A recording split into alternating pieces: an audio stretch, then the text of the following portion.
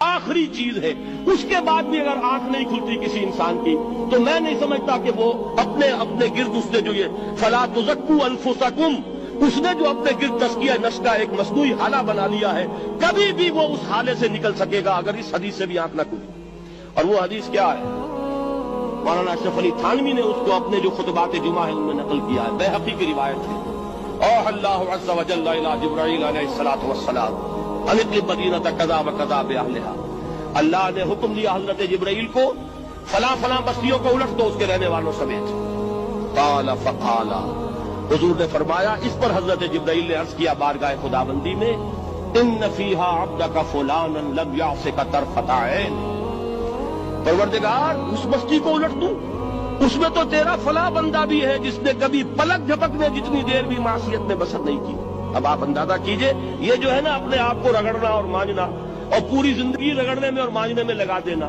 ہم بعض بزرگوں کے تذکرے میں سنتے ہیں اتنے اللہ والے تھے کہ ان کا گھوڑا بھی کوئی مشکوک دانہ نہیں کھاتا تھا، اور وہ خود جو ہے وہ انگریز کی عدالت میں بیٹھے ہوئے اور انگریز کی نوکری کر رہے تھے۔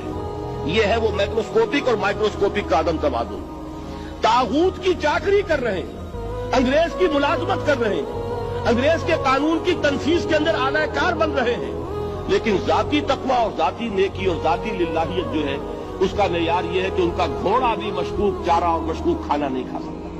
یہ ہے وہ عدم توازن، اس کو نوٹ کیجیے گا، جس کو کہ اس حدیث میں محمد رسول اللہ صلی اللہ علیہ وسلم نے واضح کر دیا کہ حضرت جبرائیل عرض کرتے ہیں کہ اللہ فلاں بستی کو الٹ دوں، اس میں تو تیرا فلاں بندہ بھی ہے جس نے پلک جھپکنے جتنی دیر بھی معصیت میں بسر نہیں کی۔ ذاتی نیکی کا اب اس سے اونچا کوئی مقام کوئی شخص مجھے اگر بتا سکے تو میں اس کا مرید ہو جاؤں گا۔ اس سے اونچا کوئی مقام ہوگا کہ آنکھ جھپکنے جتنی دیر بھی کسی نے معصیت میں بسر نہیں کی، ذاتی نیکی کی معراج۔ لیکن حکم کیا ہوا بارگاہ خداوندی سے؟ قال فقال، حضور نے فرمایا، اللہ تعالیٰ نے حکم دیا جبرائیل کو، اقلب علیہ وعلیہ، الٹو اس بستی کو، پہلے اس بدبخت پر پھر دوسروں پر۔ کیوں؟ فإن وجهه لم يتمعر في ساعة قط، اس لیے کہ اس کا چہرہ کبھی میری غیرت میں سرخ نہیں ہوا، اس چہرے کا رنگ نہیں بدلا۔ بے غیرت انسان، بدیاں پھیلتی رہیں، میرے دین کو روندا جاتا رہا، میری شریعت کی دھجیاں بگڑتی رہیں، عوامر کا مذاق اڑایا جاتا رہا، نواہی کے لیے دنیا کے اندر جن چیزوں سے میں نے روکا اس کے لیے فلسفے تراشے گئے، اور یہ لگا رہا مست رکھو ذکر و فکر صبح گاہی میں اسے۔ یہ سوائے ذاتی اپنے اس اصلاح کے اور ذاتی تقویٰ کے اور ذاتی نیکی کے اور ذاتی عبادت گزاری کے یہ میدان میں نہیں آیا، اس کا خون نہیں کھولا کبھی، اس کے چہرے کا رنگ متغیر نہیں ہوا، لہذا یہ دوہرا مجرم ہے۔ یہ ہے وہ تصور جو یہاں پر نوٹ کیجئے۔ ہاں، اس کے یہ معنی بھی نہیں ہے کہ نماز بھی نہیں پڑھ رہے، روزہ بھی نہیں رکھ رہے، اقامت دین کے کارکن ہیں، فرض نماز آ گئی ہے وہ چلی جا رہی ہے، جماعت کا کوئی اہتمام نہیں ہے۔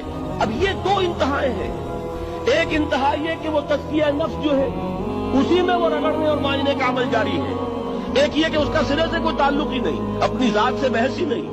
وہ کیفیت وہ ہو گئی ہے جو یہود کی آئی ہے قرآن مجید میں کہ تأمرون الناس بالبر وتنسون انفسکم وانتم تتلون الکتاب، کیا تم لوگوں کو نیکی کا حکم دیتے اور اپنے آپ کو بھول جاتے؟ یہ دوسری انتہا ہے۔